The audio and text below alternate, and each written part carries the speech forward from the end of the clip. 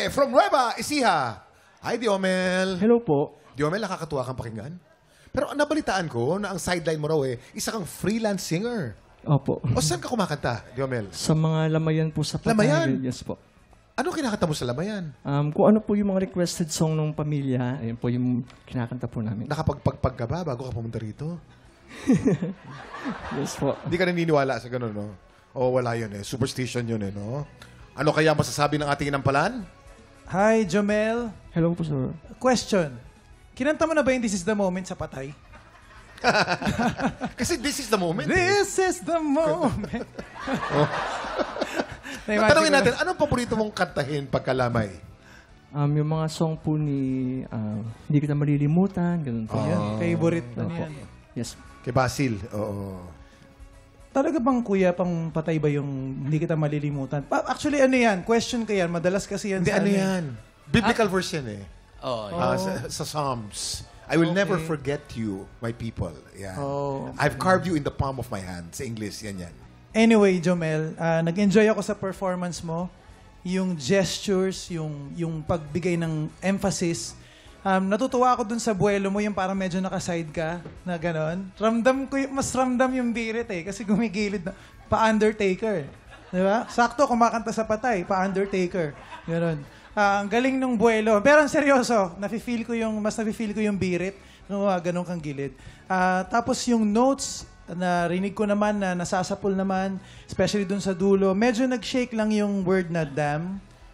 Damn all the odds. Yung part lang na yun, medyo nag-shake lang. Pero okay lang, nabawi mo pa rin naman.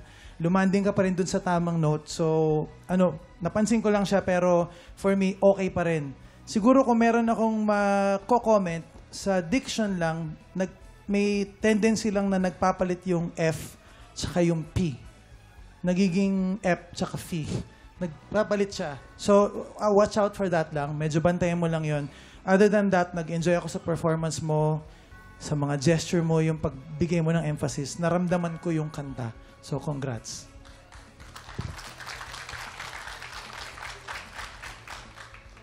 Jomel, no? Jomel. Yes, sir. Maganda yung stage presence. Ewan ko lang kung ginagawa mo to pag sa lamay. Di ba? Yung start mo lang, Jomel, medyo minamumble mo. Medyo kinakain mo yung lyrics dun sa start. Kaya hindi ko masyado siyang maintindihan. Siguro, ang gawin mo, i-clear mo lang. Linawin mo lang yung pagbigkas, yung simula. Yung first two stanzas, yung mahina pa. Oo, yun. Yung may konting, parang gusto kong baguhin yung pag-pronounce mo nung this. Medyo matigas eh. This it. Parang tigas nung this. Gawin mo, this is the moment. Diba? Huwag mo masyadong idiin yung this, nagiging D, imbes na TH. So, medyo lambutan mo lang ng konti yung part na yon. Meron lang mga part na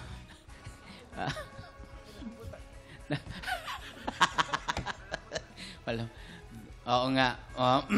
Meron lang mga parts na medyo hindi lang nasasapul yung iba. Gaya nung gather, may konti rin sa this is. At saka pinaka-importante yung dulo. Yung all, yung pag-sustain mo, i-sustain mo ng tama. Kasi importante, gaya ng lagi kong sinasabi na ang huli, ang dulo, pinaka-importante yan. Dahil yun ang naiiwan sa inampalan. Yun lang. Maraming salamat sa ating inampalan. Excited ka? Sige po. Ano kaya ang scores na ibibigay ng ating inampalan? Jomel, ito ang mga stars na binigay ko sa'yo.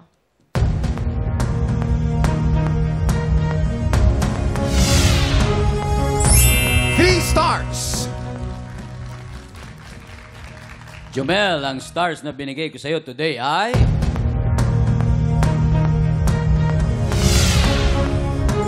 Three stars ang binigay ni Renz. Diomel, ibibitin muna natin kung ano ang score ni Daryl, ha?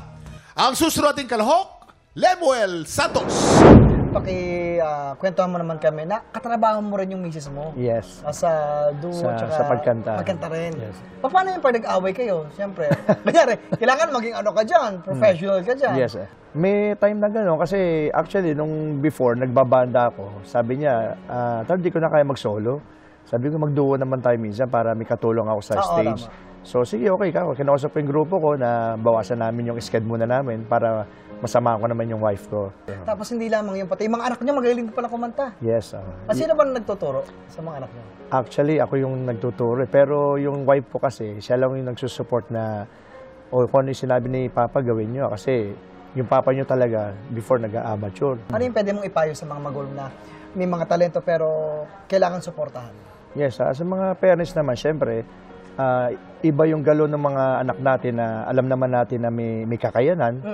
Hindi lang siguro sa pag-aaral, pati sa mga talent nila. So, yes, tutukan natin mga magulang. Kasi isa yan sa magbibigay ng magandang inspirasyon, hindi lang sa kanila, sa mga maraming tao na may expose nila yung kanilang talento, may pakita sa buong mundo.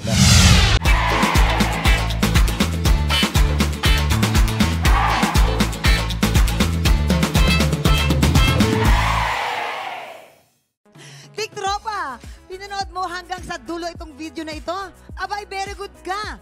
For more happy time, watch more TikTok Lock videos on our official social media pages and subscribe to GMA Network official YouTube channel.